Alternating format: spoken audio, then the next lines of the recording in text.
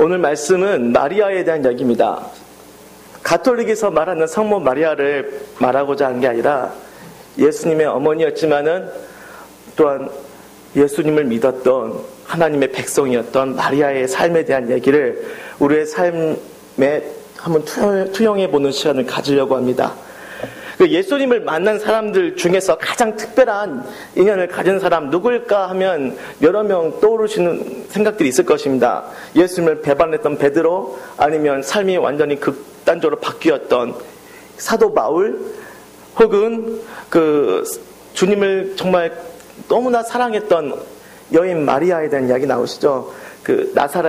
나사로의 동생 마리아, 아니면 막달라 마리아에 대한 이야기들. 자, 어떻습니까?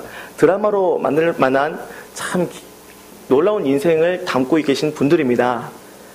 근데 저는 이분들도 계시지만 아마 예수님의 어머니 마리아는 어떻습니까? 라고 얘기를 하면 그분도 있군요 라고 끄덕일 수 있을 만한 충분하게 특별한 주님과의 인연을 가진 사람, 우리는 생각할 수 있습니다. 가브리엘 천사가 한 남성과 약혼관계를 맺은 여인에게 찾아왔습니다. 현재 그녀는 아직 그 약혼은 했지만 동침하지 않았습니다. 아직은 처녀인 그런 신분을 가지고 있는 여인이었는데, 근데 그녀에게 가브리엘이 한 아이를 잉태하게 될 것이라는 충격적인 말을 전합니다.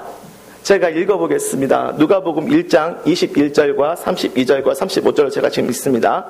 보라, 내가 잉태하여 아들을 낳으리니 그 이름을 예수로 하라. 그가 큰 자가 되고 지극히 높으신 이의 아들이라 일컬어질 것이요, 주 하나님께서 그 조상 다윗의 왕위를 그에게 주시리니 영원히 야곱의 집을 왕으로 다스리실 것이며 그 나라가 무궁하리라.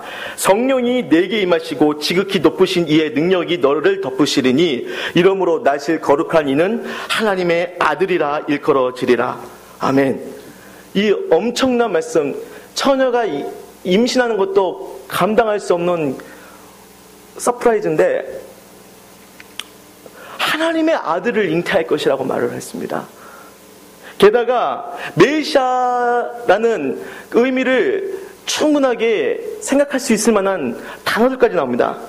바로 다윗의 왕위를 그에게 주리니, 그러니까 그 당시 유대인들이 기다렸던 메시아, 그 메시아에 담겨진 그 의미까지도 포함되신 하나님의 아들이 바로 처녀인 마리아의 몸에서 태어난다는 사실입니다.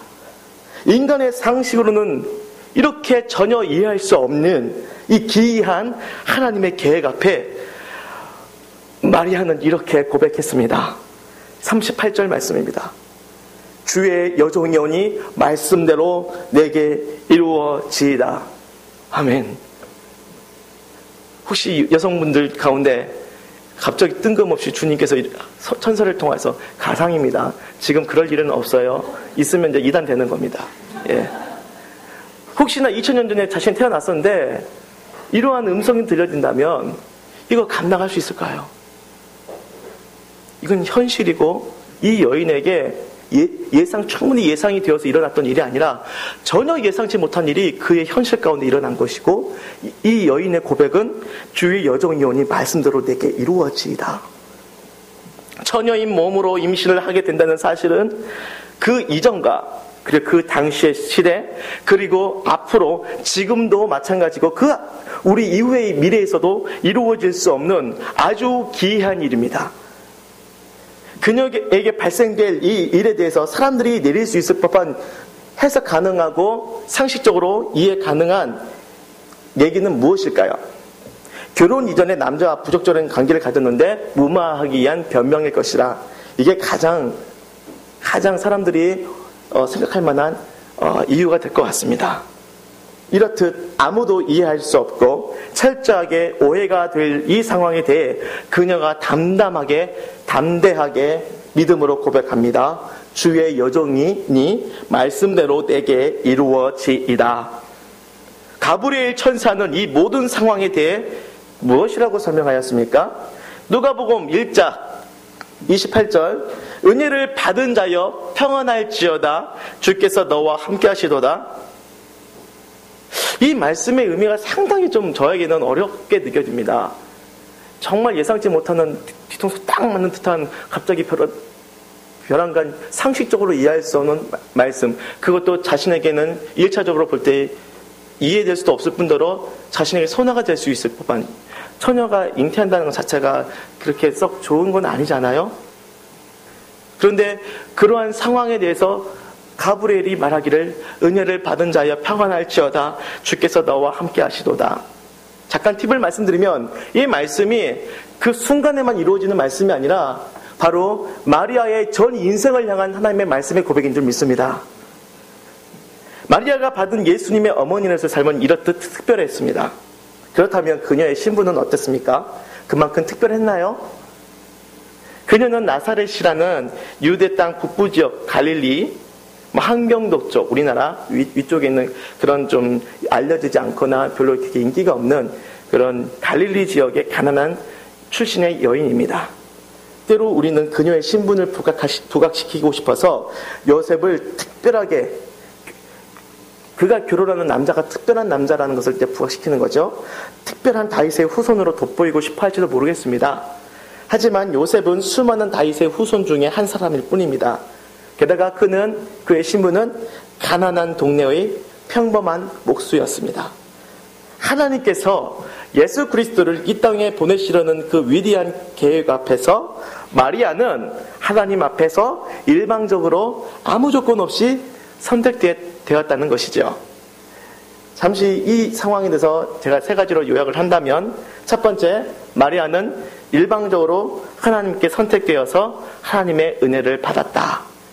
두 번째는 그녀는 아주 평범하고 가난한 목수의 아내가 될 평범한 인생을 살아갈 여인이었다. 세 번째, 하지만 그녀는 자신에게 주어진 크신 하나님의 계획 앞에 위대한 믿음의 고백을 했다. 주님의 요종이오니 말씀대로 내게 이루어지이다. 예수님의 탄생에 얽힌 이 마리아의 이야기는 참으로 감동적이고 아름답습니다. 그런데 그 이후 그녀의 삶은 우리가 일반적으로 기대할 만한 행복이었던 것 같습니까? 우리의 인생의 행복을 우리는 어떻게 표현합니까? 그 도덕 시간에 나올 법한 성경책에 열심히 해서 요약해서 잘 보이고 싶어서 목사님 앞에 하는 고백 말고요. 우리 인생에 체감되어지는 행복의 조건은 무엇인 것 같습니까? 딱 떠오르죠? 이 말하면 하면 안 되라고 느껴지는 그 머릿속에 생각들이 있죠? 그렇습니다. 우리는 그 세상 속에서 그러한 여러 가지 누려야 할 조건들이 많이 있습니다. 그리고 그것들을 누렸을 때 사실 체감적으로는 좀 행복하다는 느낌을 많이 갖는 것 같습니다. 자, 이 여인의 삶을 한번 볼까요? 우리가 생각할 만한, 기대할 만한 행복과도 같은 행복의 조건에 맞는 삶이었는가? 한번 보겠습니다. 첫 번째, 마리아는 처녀인 상태로 잉태하였기 때문에 얼마든지 가늠한 여인으로 오해받을 만한 위기 속에서 태아로 계신 예수님을 뱃속에서 10달 동안 품어야 했다. 두 번째, 그녀는 어떤 이유인지는 정확하지는 않지만 거의 해산할 시점에서 갈릴리에, 당시 살고 있었던 갈릴리에서 남편 요셉의 고향인 베들레헴까지 직선 거리로만 따져도 100km가 넘는 먼 거리를 나귀로 이동해야 했습니다. 로마 황제가 모든 영토에 내린 호적 조사로 인해 요셉은 자신의 고향 베들레헴으로 갔다 와야 했다라는 사실입니다. 그런데 혼자 가면 되는데 왜 굳이 만삭인 아내를 데려가야만 했을까요? 오히려 더더욱 안정을 취할 시기에 말입니다. 임신하신 분들, 그래 아이 또 낳으신 분들, 여성분들은 더 잘 아시겠죠. 해산할 시점에서 움직이면 건강에 좋다고 누가 그렇게 말한 적 있습니까? 아니죠. 더 움직이지 말아야 되는 것이죠. 움직이지 말고 집에 가만히 있어야 됩니다. 근데 해산할 시점에 100km가 넘는 거리를 아주 안락한 그런 에쿠스 그런 어떤 차를 타고 가는 것도 아니고 따그락 하던 나귀를 왔다 갔다 하는 이런 어떤 굉장히 쾌적하지 않는 그런 좌석에 앉아서 100km를 갔다라는 것은 상당한 그 여인으로서는 어려운 상황이잖아요. 그런데 그런 불편함에도 불구하고 데리고 갔다라는 것이죠. 학자들이 얘기하기는 무엇인가? 요셉이 아내를 내버려 두고 혼자 가면 위협이 될 만한 환경이 있지 않았을까? 이렇게 추측을 합니다. 남편이 볼 때 안심할 수 없는 상황이었던 것 같긴 합니다. 그러니까 그 마리아의 임신하여서 아이를 낳는 그 모든 과정들이 정말로 최악의 상황들이 많았던 것 같아요. 자, 임신부터가 문제가 삐걱거리기 시작하네요. 자, 이제 아이를 낳았어요. 그런데 또 요대왕 헤롯의 위협에서 벗어나기 위해서 이방 땅 애굽에 피난하여 갔었지요. 갓난 아기를 데리고 왕이 죽을 때까지 그곳에서 한동안 머물러 있었습니다. 이방인의 신분으로. 행복한 그런 여행은 아니었죠.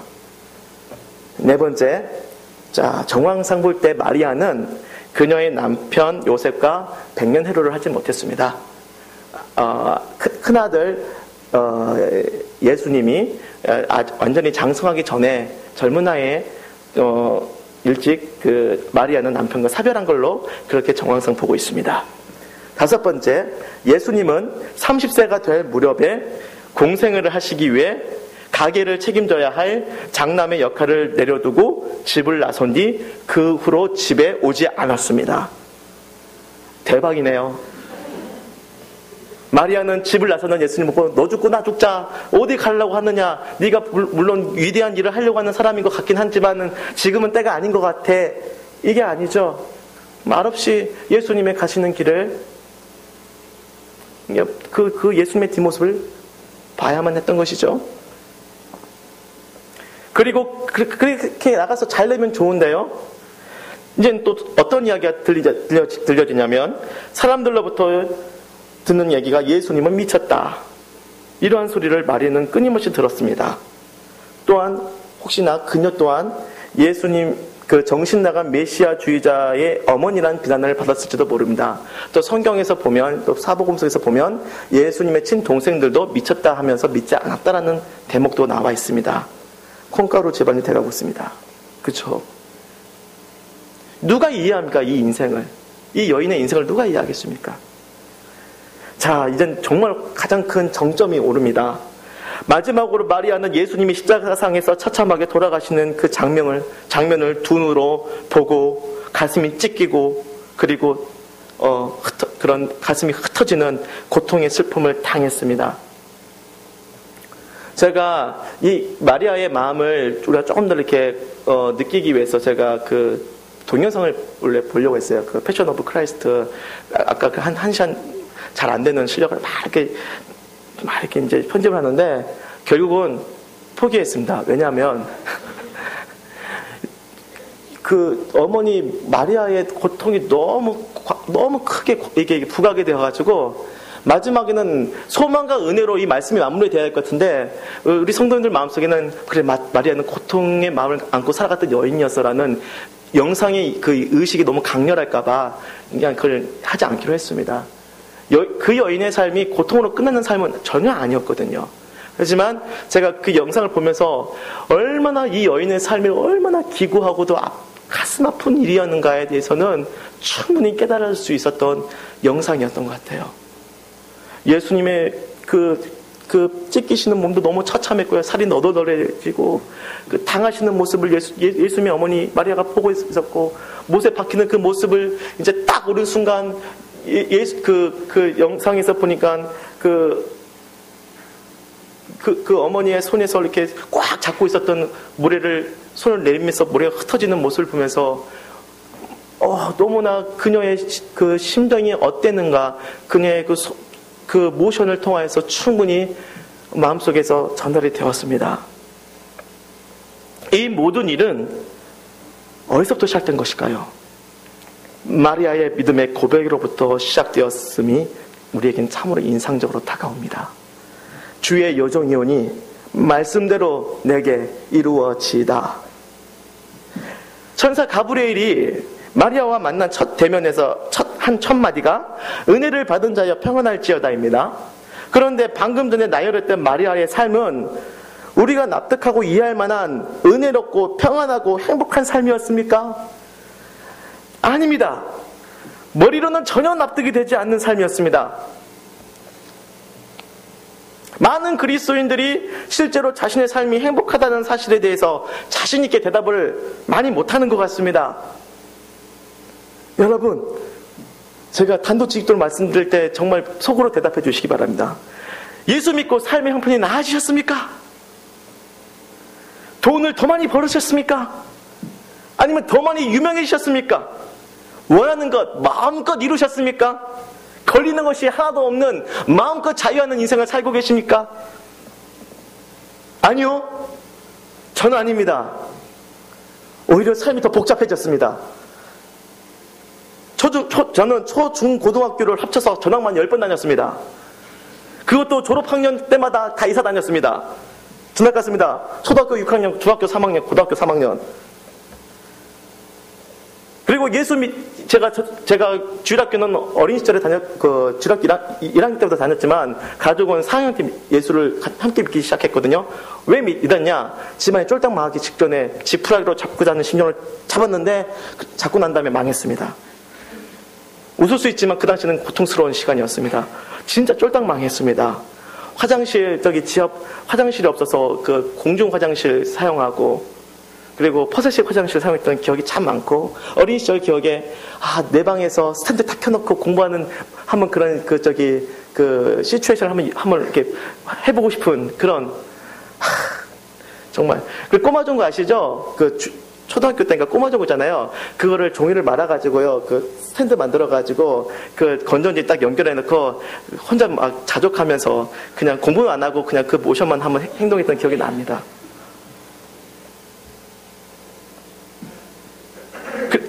그냥 물질만 가난했으면 괜찮은데요. 집안에 조용할 날이 없는 거예요. 끊임없이 싸우는 거예요. 분명히 예수 열심히 믿는데 왜 이렇게 싸움이 많고, 이혼하는 것이 참 신기할 정도로 아주 엄청나게 별들의 전쟁이 막 일어났어요. 집안의 환경만의 문제가 아니었습니다. 저는 예수를 믿고 둥글둥글한 O형에서 트리플 A형으로 변했습니다. 어린 시절에 저는 리더십도 있었고, 반의 모든 녀석들과 거침없이 어울리던 사교적이었던 괜찮은 아이였습니다. 그런데 예수를 제대로 알려고 한 뒤부터 모든 것이 엉망이 되었습니다. 거침없던 자신감은 극반대의 소심함으로 바뀌었습니다. 상처받기도 주기도 싫어서 아무것도 하지 못하는 의지 박야가가 되었습니다. 저의 절친했던 믿음의 친구들도 사실 좀 마찬가지 인생을 살아가는 친구들이 많았어요.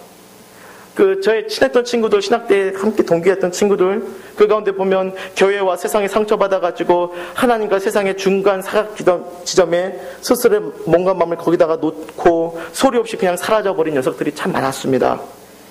저 역시도 그렇게 흘러갈 것만 같은 인생이었습니다. 그리고 흘러간 줄 알았습니다.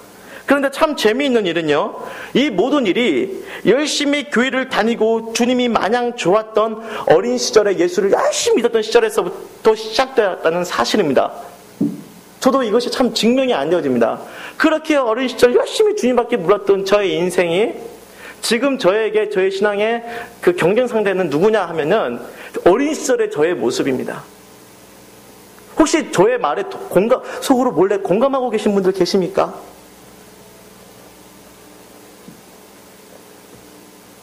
그래서 제 인생의 가장 큰 물음표는 예수 믿으면 정말로 행복이 있는가였습니다. 자, 마리아의 삶을 단적으로 표현하는 구절이 누가복음 1장 35절에 2장 35절에 나와 있었죠. 내 칼이 내 마음을 찌르듯 하리니 칼 맞아보신 분 계십니까? 저는 안 맞아봤습니다. 근데 얘기는 어디서 이상한 얘기를 들었는데, 옛날 안산이 좀 무서운 약간 그런 그 지역이었어요. 그 건달들도 많이 계셨고요. 그래서 그런 소문을 들은 적이 있었어요. 친구 녀석이, 친구는 아니고 그냥 어떤 지나가다가 묻지마 누군가 이렇게 와서 이렇게 찔렀는데, 아주 갈게 칼처럼 이것을 갈아가지고 찌르고 툭 끊고 가버렸다는 그 얘기가 지금도 막 귓속에서 맴도는 거예요. 참 진짜 우리의 마음이 참 좀 감동이 오시나요? 요즘에 그 영화 같은 데 보면요, 사람 죽는 거 아무것도 아니잖아요, 사실. 죽을 때도 그냥 안 죽잖아요. 피를 막 품으면서 죽잖아요. 그렇잖아요. 그리고 그 죽는 것을 어떻게 아름답게 표현하느냐. 그걸 잘 표현하면 죽는 모습을 보면서도 카타르시스를 느끼고, 대신 나도 사리의 그런 것도 막 느껴지고 막 그러잖아요. 근데 자기 신이 직접 그것을 당하면요, 그것을 흉내내겠다고 말하는 사람이 누가 있겠습니까? 한때 묻지마 살인도 있었지만 모방 범죄도 많이 있었잖아요. 매트릭스 아시죠? 키아누 리브스가 검정옷 쫙 입고 두두두둑 했잖아요. 근데 어떤 사람이 그거 보고 흉내내서 뚜두둑 했다고 합니다. 발음이 안 되네요. 뚜두둑 했대요. 사람을 죽이고 그런 것들. 정말로 그렇습니다. 그 사람이 칼에 찔리면 사실 똑같이 느낄 수는 없지만은 내가 칼에 찔린다고 생각해 보십니다. 내 인생의 삶을 한번 돌아봤으면 좋겠습니다. 정말 행복하고 평탄한 삶이셨습니까? 예수를 만나고 난 이후부터 가슴이 칼을 찌르는 것 같은 참 어렵고 힘든 그런 인생의 역경들이 참 많지 않았습니까? 남의 얘기가 아니라 나의 얘기로 지금 느끼고 계신 분이 계십니까? 자, 마리아의 삶을 이렇게 표현했습니다. 칼이 내 마음을 찌르듯 하리니 한 어머니의 평생 지울 수 없는 가장 큰 고통이 무엇이겠습니까? 사랑하는 내 자식이 자신의 눈앞에서 억울하고 비참하게 죽는 것 아니겠습니까? 누가 말했습니다. 부모보다 자식이 먼저 죽으면 가장 큰 불효라고. 자식의 죽음을 바라보는 어머니의 그 고통. 마리아는 십자가 아래에 서서 십자가 위에 매달려 죽어가는 아들 예수님을 바라보면서 고통의 검을 가슴에 품고 아무도 이해할 수 없는 처참한 슬픔을 당했습니다. 예수님을 뱃속에 품었던 어머니로서의 강한 애착에 밀접한 관계가 예수님의 고난을 그 누구보다도 크게 느낄 수밖에 없었던 것이죠. 그런데 이 모든 일의 시작점에서 가브리엘이 고백한 것이 무엇이었죠? 아까 예언했던 것이 은혜를 받은 자여 평안할지어다 주께서 너와 함께 하시도다. 자, 거두절미하게 이 말씀은 이루어졌습니다. 마리아의 삶은 예수님을 바라보면서 고통당하는 삶으로 끝나는 것이 아니었습니다. 그녀의 삶은 고통으로 마감하지 않았습니다.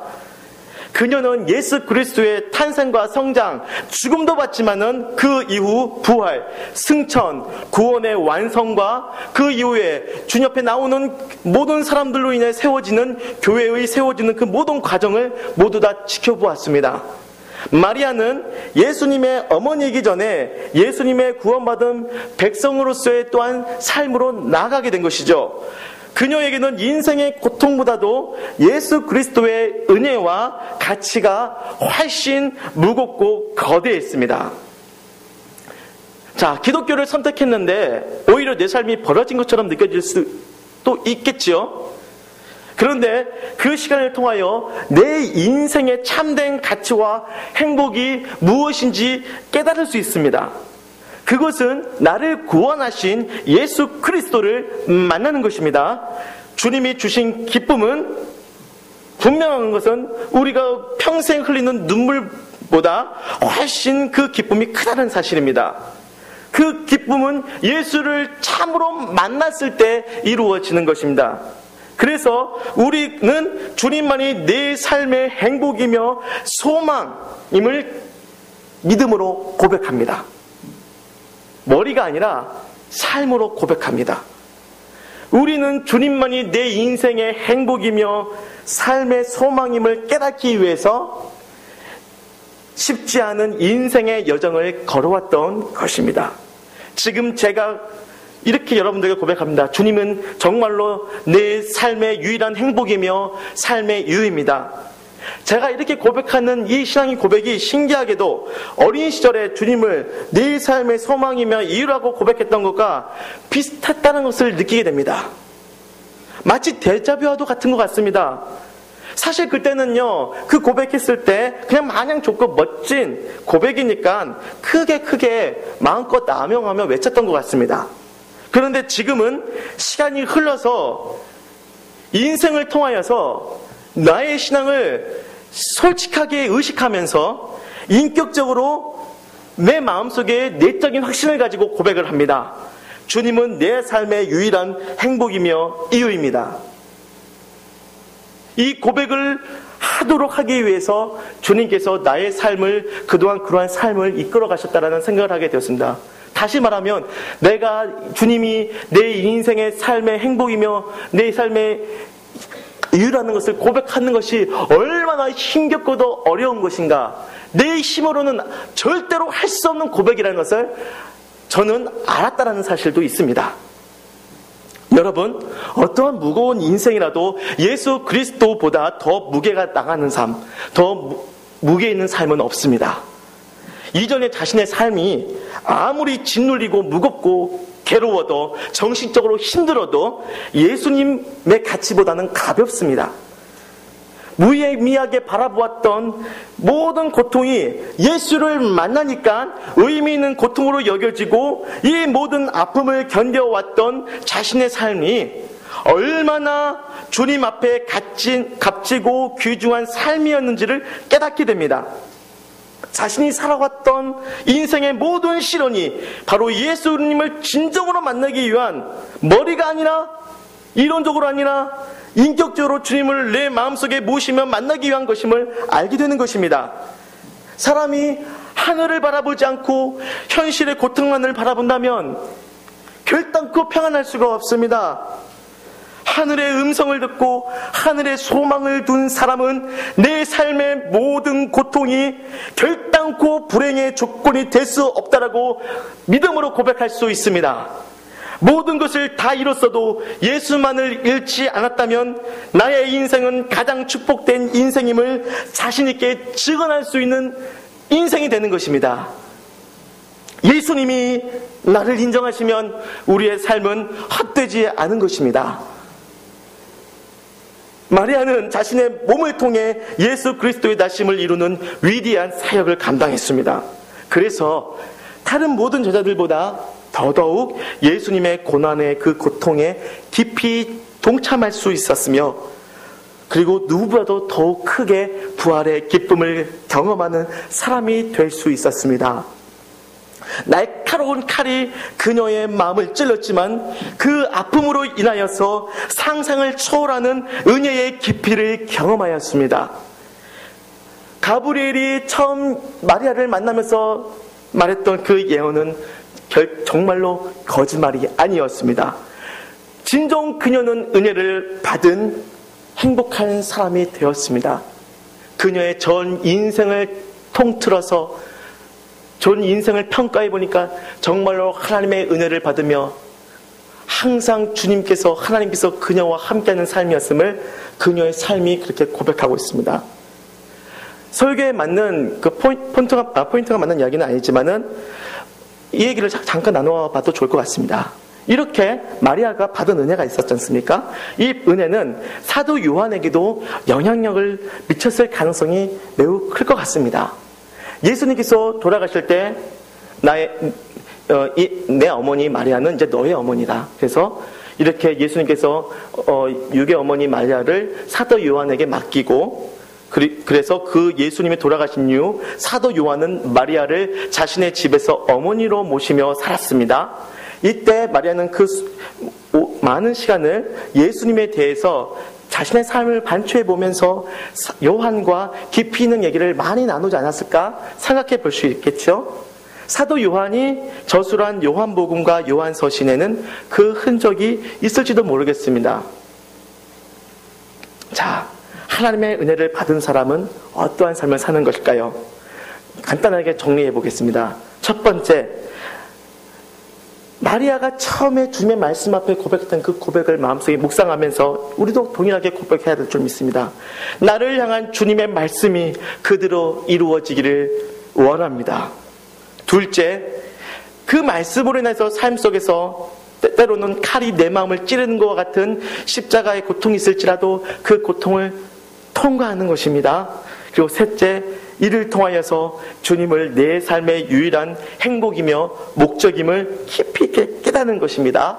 그리고 그 믿음이 더욱더 확장하여서 이제는 주님을 내 삶의 내 삶을 통하여 하나님의 일하심에 동참하는 인생이라고 확신하는 삶을 살아가는 것입니다. 이 길은 그리스도의 마음을 깨닫는 길이고 죽어가는 생명을 또한 살릴 수 있는 복음의 길인 줄 믿습니다. 하나님의 은혜를 받은 여러분의 인생의 칼이 또 때로는 우리의 가슴을 찌르는 아픔을 있을지라도 그 아픔을 통과할지라도 주님의 평안이 여러분의 전 인생에 함께 하시기를 간절히 기도드립니다.